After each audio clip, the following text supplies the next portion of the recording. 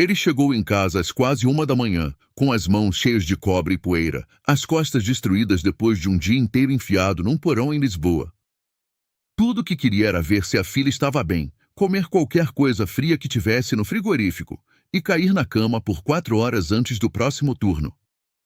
Mas as luzes estavam acesas. Não era a luz da varanda que ele sempre deixava ligada. Era a luz de dentro, quente, visível através das cortinas finas.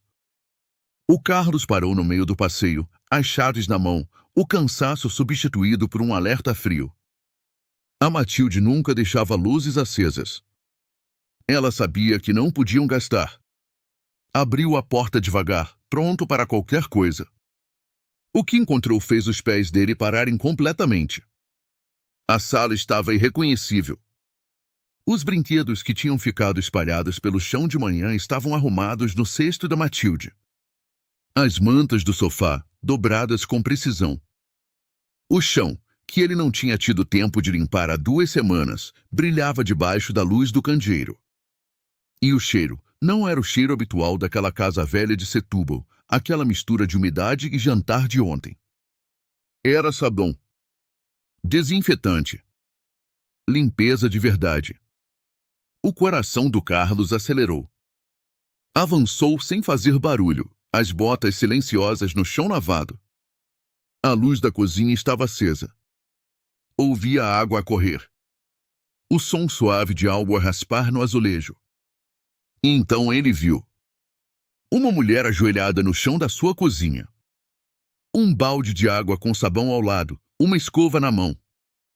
Usava umas calças simples e uma blusa branca que provavelmente custava mais do que o aluguer mensal daquela casa, apesar de ter as mangas dobradas e o tecido molhado em vários sítios.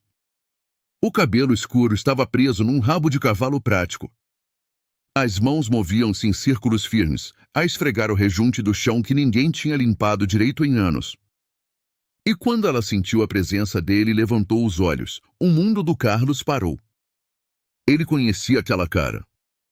Tinha-a visto em pesadelos, em artigos de jornal, em memórias que apareciam nas noites em que não conseguia dormir. Sem a maquilhagem e o fato de 3.000 euros, ela parecia diferente. Mais pequena. Mais humana. Mas era inconfundivelmente ela. A Vanessa Faria. A CEO que lhe tinha custado tudo. Os olhos de ambos se encontraram. Nenhum falou. O silêncio estendeu-se, pesado e terrível, carregado com 6 anos de destruição. As mãos da Vanessa tinham parado. A escova esquecida na mão. O rosto dela estava pálido, os olhos vermelhos, e o Carlos percebeu com um choque que ela tinha estado a chorar. Não as lágrimas delicadas de alguém à procura de compaixão. Era o choro cru e exausto de alguém que finalmente ficou sem forças. Ela não se levantou. Não explicou. Ficou ali ajoelhada, com água a pingar das mãos, a olhar para ele com uma expressão que o Carlos não conseguia nomear, mas que sentiu no peito como um golpe físico. Tu, disse ele finalmente. A voz saiu rouca, quase um sussurro. O que estás a fazer na minha casa? A Vanessa Faria respirou fundo, com um tremor. Pousou a escova com cuidado, como se isso importasse, como se alguma coisa naquele momento pudesse ser controlada. E depois, ainda ajoelhada, famou. Vim limpar, disse ela. A voz era completamente diferente do tom confiante e autoritário que ele se lembrava das apresentações e das entrevistas. Era pequena. Partida. Por que te devo mais do que alguma vez poderei pagar, e não sabia por onde começar? As pernas do Carlos fraquejaram. Apoiou-se na moldura da porta, a mente a tentar processar o que estava a acontecer, a tentar perceber como é que a mulher que tinha destruído a sua vida estava agora a esfregar o chão da sua cozinha à meio da noite. Não fazia sentido. Nada daquilo fazia sentido. Como é que entraste aqui? Perguntou ele. O senhorio, disse a Vanessa em voz baixa. Encontrei-o. Disse-lhe que era amiga. Paguei-lhe 3 meses do teu aluguer para me deixar entrar esta noite. Fez uma pausa. Paguei 6 meses no total. para não teres de te preocupar com isso por um tempo. A mandíbula do Carlos ficou tensa. Não quero o teu dinheiro. Eu sei, disse a Vanessa. Mas vou dá-lo na mesma. Porque não é sobre o que tu queres. É sobre o que te devo. Olhou para as próprias mãos, para a pele vermelha e em carne viva de horas a esfregar. Devo-te 6 anos. Devo-te tudo o que perdeste. E eu sei que nunca posso devolver isso. Mas tinha de tentar alguma coisa. Mesmo que seja só isto. O Carlos ficou a olhar para ela. A mente era uma tempestade de raiva e confusão e algo que não conseguia identificar, algo que parecia perigosamente próximo do luto que tinha enterrado há anos. Queria gritar. Queria expulsá-la dali. Queria exigir respostas, explicações, razões pelas quais ela achava que aparecer à meio da noite com um balde e uma consciência culpada podia resolver alguma coisa. Mas antes que conseguisse falar, a Vanessa Faria fez algo que destruiu o que restava da compostura dele. Moveu-se para frente, ainda de joelhos, aproximando-se do lugar onde ele estava encostado, e inclinou a cabeça. Não um aceno, não um gesto. Foi uma descida deliberada e completa, uma postura de submissão total. Carlos Ferreira, disse ela, e a voz partiu-se no nome dele. Preciso de te dizer a verdade. E precisas de saber que não espero perdão. Não espero nada. Mas mereces ouvir isto de mim. A garganta do Carlos apertou. Não conseguia falar. Mal conseguia respirar. A Vanessa levantou a cabeça apenas o suficiente para olhar para ele, as lágrimas a correr abertamente pelo rosto agora. Há 6 anos, foste culpado de algo que não fizeste. Toda a gente conhece essa história. O que não sabes é que eu sabia desde o início.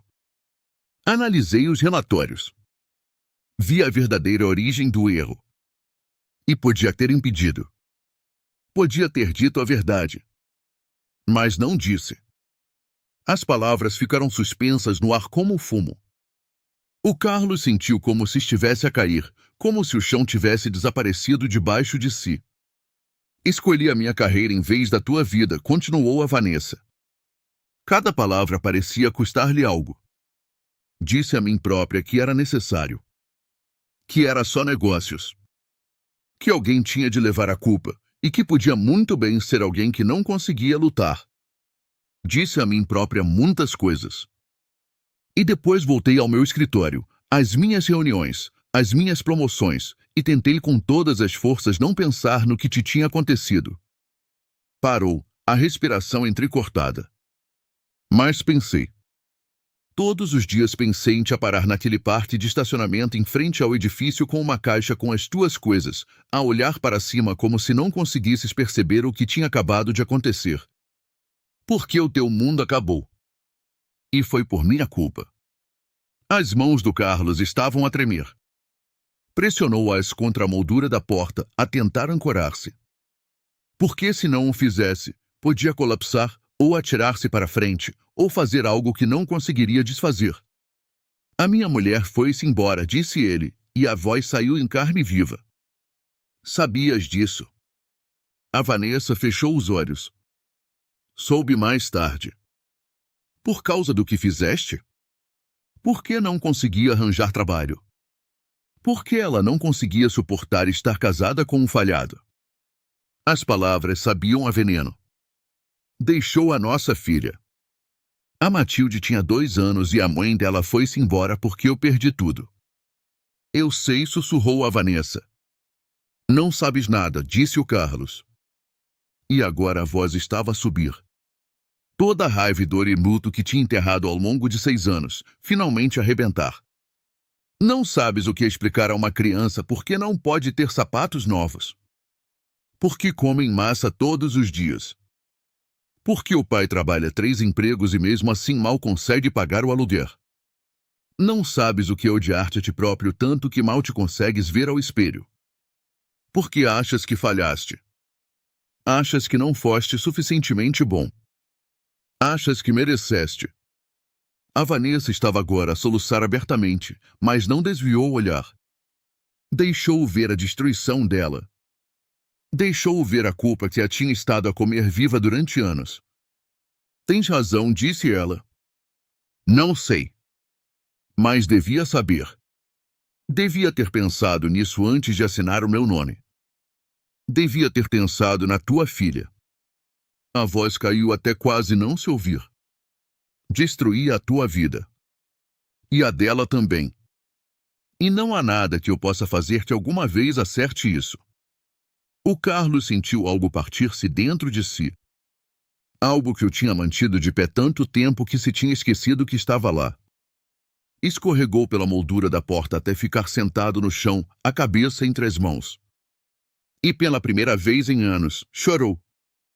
Não as lágrimas silenciosas que derramava sozinho no escuro, mas soluços profundos e dilacerantes que sacudiram o corpo inteiro. A Vanessa não se mexeu. Ficou onde estava, ajoelhada no chão da sua cozinha, a deixá-lo despedaçar, sem oferecer conforto porque sabia que não tinha direito a oferecer nada. Pai. A voz pequena e sonolenta cortou tudo ao meio. Ambos os adultos olharam para cima de repente. A Matilde estava parada na entrada do quarto com os pijamas desbotados, o coelho de peluche na mão, os olhos escuros arregalados e confusos. Olhou para o pai com lágrimas na cara e depois para a mulher estranha ajoelhada no chão da cozinha deles. Quem és tu? Perguntou a Matilde a Vanessa, a voz suave mas curiosa. A Vanessa limpou o rosto depressa, a tentar recompor-se, a tentar ser outra coisa que não a confusão de culpa e luto em que se tinha transformado. Eu sou. Começou e parou. Sou alguém que cometeu um erro. Um erro muito grande. A Matilde estudou-a por um longo momento com aquele olhar direto e perturbador de uma criança que aprendeu a ler os adultos demasiado cedo. És a senhora da limpeza. Apesar de tudo, apesar do peso daquele momento, a Vanessa deixou escapar um som que era metade riso e metade soluço. Sim, disse ela. Suponho que sou. Vim limpar a vossa casa. A Matilde olhou à volta para a sala imaculada e depois outra vez para Vanessa. Dotion. Fizeste bem, disse simplesmente. E depois foi até o Carlos e trepou para o colo dele, encaixando-se contra o peito dele como sempre fazia quando ele estava triste. Está bem, pai, disse ela, a dar-lhe palmadinhas no braço. Podemos pagar a senhora da limpeza. Tenho 2,50 € no meu mealheiro. A inocência daquilo, a generosidade pura e sem malícia de uma menina de 7 anos a oferecer todas as suas economias para ajudar o pai, atingiu a Vanessa num sítio que toda a culpa e vergonha não tinham conseguido tocar. Cobriu o rosto com as mãos e desfez-se em choro, os ombros a sacudir. Todo o controle cuidadoso que tinha mantido durante anos, finalmente completamente desfeito. A Matilde observou-a com olhos sérios. Por que é que a senhora da limpeza está a chorar? Perguntou ao Carlos. O Carlos segurou a filha com força, o queixo pousado no topo da cabeça dela. Por um momento não conseguiu responder. Quando finalmente falou, a voz estava mais firme do que esperava. Porque às vezes, disse com cuidado, as pessoas percebem que magoaram alguém. E isso deixa-as muito tristes. Magoou-te a ti? Sim, disse o Carlos. Há muito tempo. A Matilde pensou nisto por um momento. Depois olhou para Vanessa outra vez. Já pediste desculpa? A Vanessa baixou as mãos. O rosto estava vermelho e inchado, os olhos a arder, todo o verniz da Ciel poderosa completamente desaparecido. Olhou para esta menina que não a conhecia, que não tinha razão nenhuma para se preocupar com a dor dela, e acenou com a cabeça. Estou a tentar, disse. Mas não acho que desculpa chegue. Desculpa é o começo, disse a Matilde com a sabedoria simples de uma criança. Depois tens de fazer uma coisa boa. É o que a minha professora diz. Não acho que o teu pai queira nada de mim, disse Vanessa em voz baixa. O Carlos ficou calado. Porque a Matilde tinha razão, a maneira dela. Desculpa era onde se começava. Mas o que vinha a seguir? O que podia alguma vez vir a seguir? Os três ficaram ali no silêncio da casa. A menina, o pai partido e a CEO que tinha caído em desgraça. E o silêncio já não era raivoso. Era outra coisa. Incerto. Como o início possível de algo que nenhum dos adultos esperava. Nos dias seguintes, a Vanessa Faria fez algo que chocou toda a gente que a conhecia. Pediu uma licença na empresa. Disse ao conselho que precisava de tratar de assuntos pessoais, uma frase tão vaga que desencadeou uma frenesi de especulação na imprensa econômica. Estaria doente? Haveria um escândalo? Estaria a ser forçada a sair? Nenhum deles adivinhou a verdade. Que ela passava os dias numa casa pequena e gasta nos arredores de Setúbal, a limpar e a cozinhar e a dobrar roupa para um homem que mal conseguia olhar para ela. Que estava a tentar aprender a ser útil de formas que não tinham nada a ver com estratégia ou margens de lucro. Que estava a tentar espiar. O Carlos deixou-a ficar. Não sabia bem por quê. Em parte era o choque, a natureza surreal de ter a Vanessa Faria lavar a louça e a dobrar a roupa da filha. Em parte era a raiva. A satisfação escura de ver alguém que tinha tudo reduzido a esfregar chões. Mas havia algo mais. Algo que não queria examinar de perto. Uma parte pequena e traiçoeira dele que reconhecia a enormidade do que ela estava a fazer. A coragem que era precisa para enfrentar o que tinha feito, para aparecer dia após dia sabendo que nunca seria bem-vinda, nunca seria perdoada. A Vanessa nunca lhe ofereceu dinheiro, nunca sugeriu um emprego. Parecia perceber que essas coisas seriam insultos, tentativas de comprar a saída da culpa. Em vez disso, ofereceu as mãos, o tempo, a presença. Aprendeu o horário da Matilde e garantiu que havia jantar pronto quando Carlos chegava do trabalho. Reparou que a torneira da casa de banho pingava e arranjou ela própria, a ver tutoriais na internet até conseguir. Estava lá, e era silenciosa, e nunca pediu nada em troca. Por que estás mesmo a fazer isto? Perguntou Carlos uma tarde, a observá-la dobrar roupa na mesa da cozinha. As mãos da Vanessa pararam. Por que preciso que saibas que foi real, disse ela finalmente. O que te fiz, as consequências foram reais. E a minha culpa é real. E não consigo simplesmente passar um cheque e ir-me embora a sentir que fiz alguma coisa. Olhou para ele. Preciso de sentir o que te tirei. Mesmo que seja só uma fração. Nunca vais sentir, disse o Carlos. Podes ir-te embora quando quiseres. Eu sei, disse a Vanessa. Mas não me vou embora. Não até tu me dizeres para ir. Ele não lhe disse para ir. Não percebia por quê. Mas não disse. Entretanto, a Vanessa tinha feito outra coisa. Algo que teria consequências que nenhum dos dois conseguia prever. Tinha ido ao conselho de administração da empresa e exigido uma investigação interna completa ao incidente de 6 anos atrás.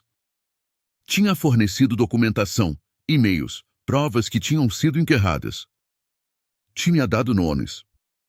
E tinha deixado claro que estava preparada para aceitar o que quer que resultasse disso. A investigação foi rápida e brutal. Em 2 semanas, a verdade veio ao de cima.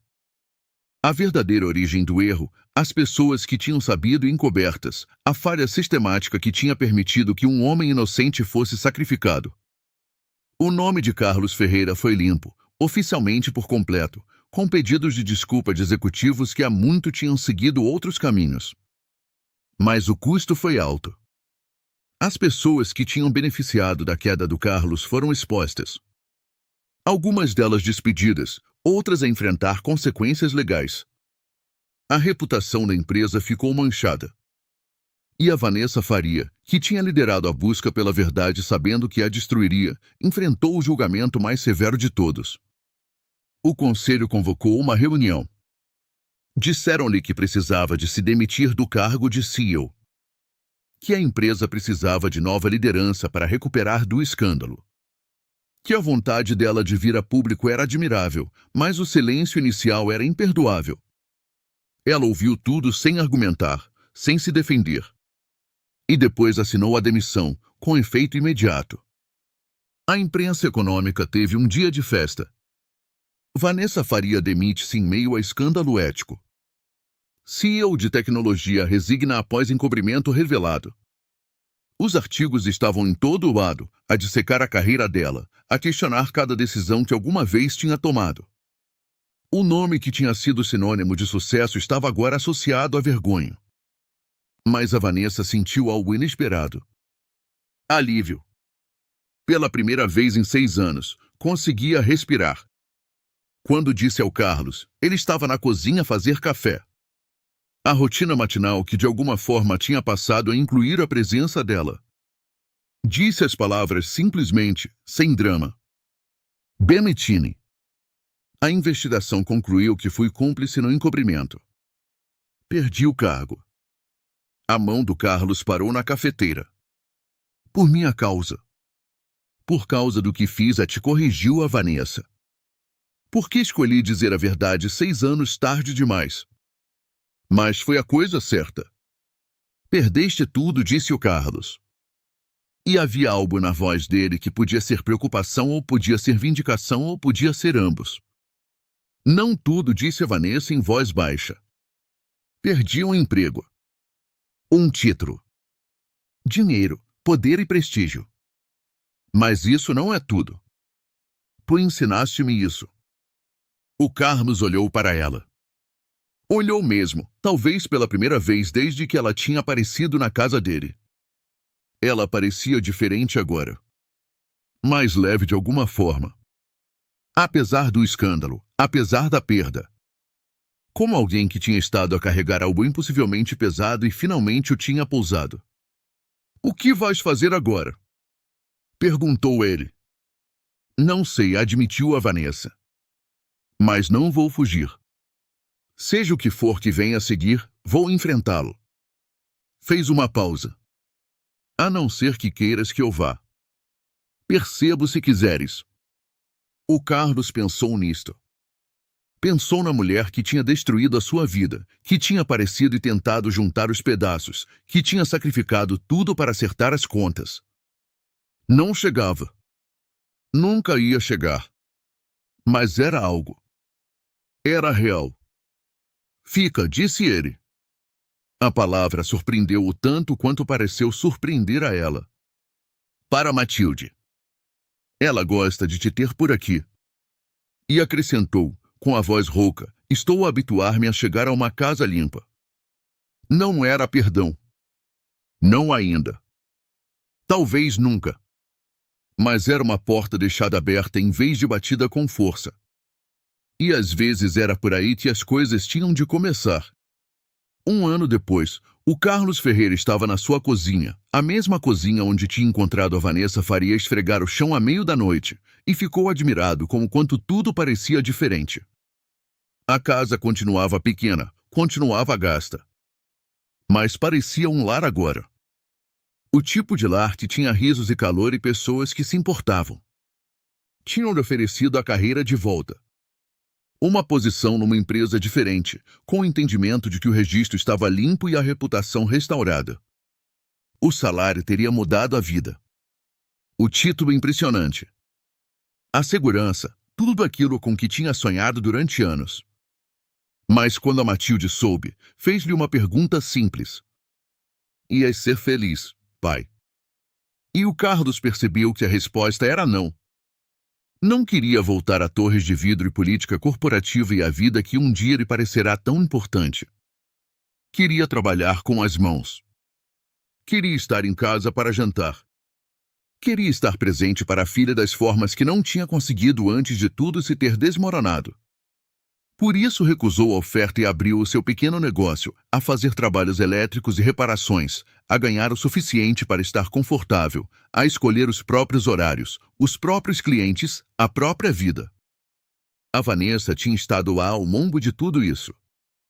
Não como CEO, não como alguém com poder ou dinheiro ou contactos.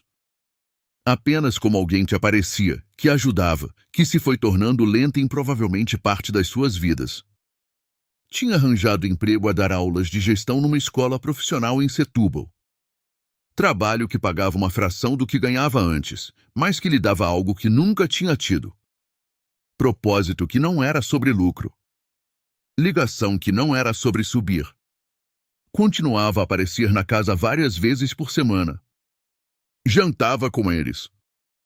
Ajudava a Matilde com os trabalhos de casa. Ela e o Carlos tinham longas conversas sobre tudo e sobre nada. O tipo de conversas que acontecem entre pessoas que passaram por algo terrível juntas e saíram do outro lado transformadas. Não estavam juntos. Não no sentido romântico.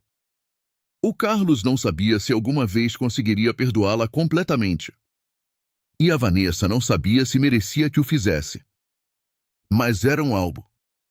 Amigos, talvez. Embora essa palavra parecesse demasiado simples. Dois sobreviventes.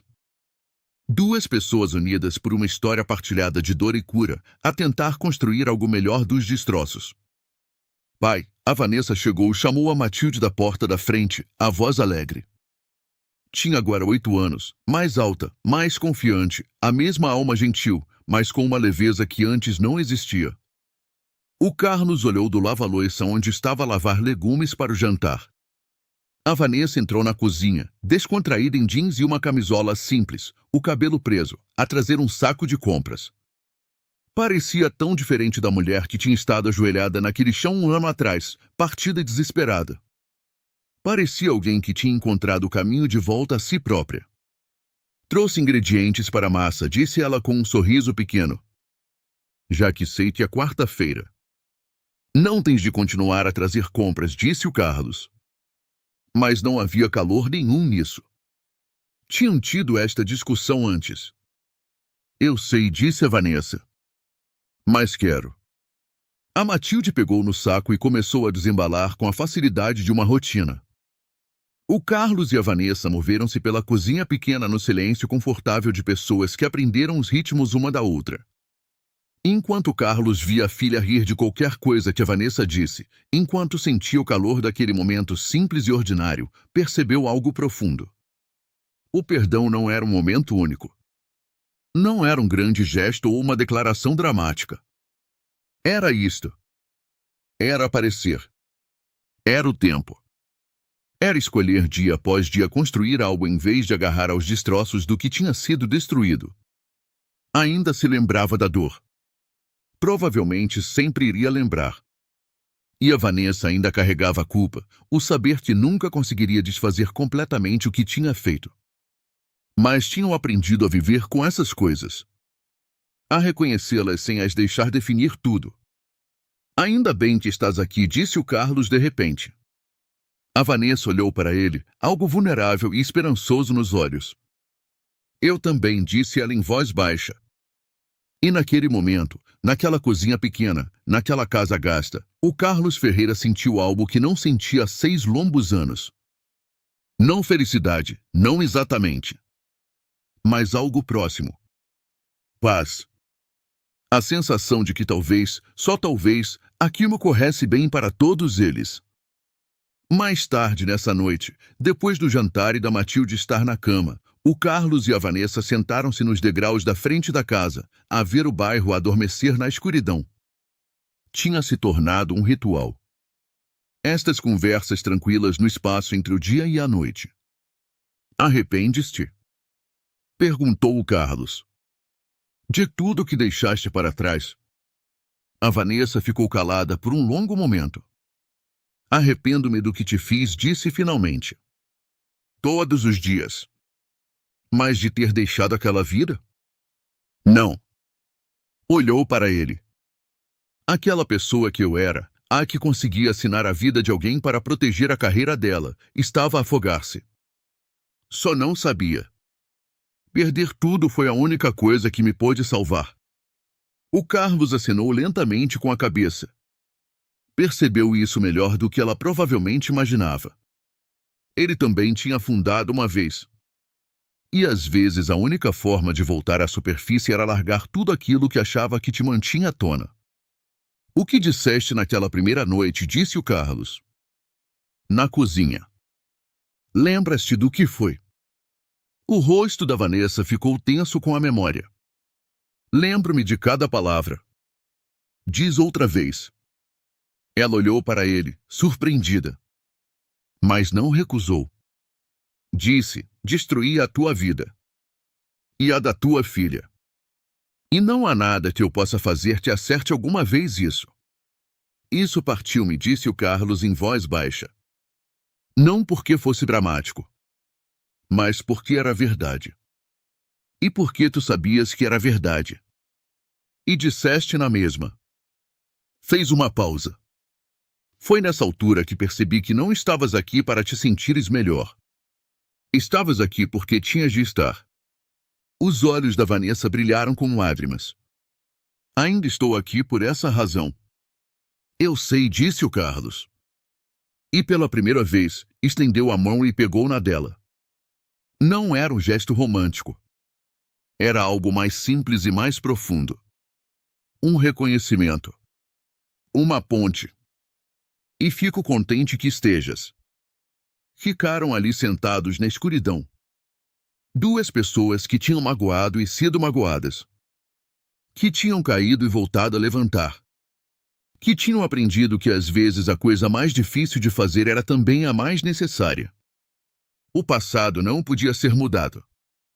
O estrago não podia ser completamente desfeito. Mas o futuro ainda estava por escrever.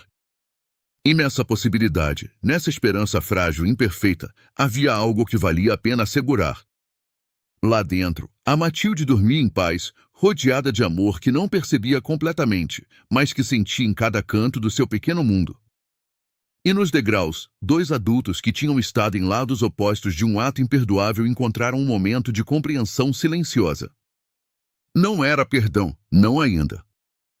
Mas era o início de algo que um dia podia parecer-se com isso. E no fim, talvez fosse suficiente. Talvez fosse tudo que qualquer um deles podia pedir. Enfrentar o que tinha sido feito, fazer melhor, construir algo novo dos escombros do que fora destruído. Não era um final de conto de fadas. Não era perfeito. Mas era real. E para o Carlos Ferreira, para a Vanessa Faria e para a pequena Matilde que os segurava ambos juntos, era lar. Se esta história te tocou de alguma forma, nem que seja um bocadinho, carrega no gosto. Pode parecer um gesto pequeno, mas ajuda esta história a chegar a mais pessoas que precisam de ouvir hoje.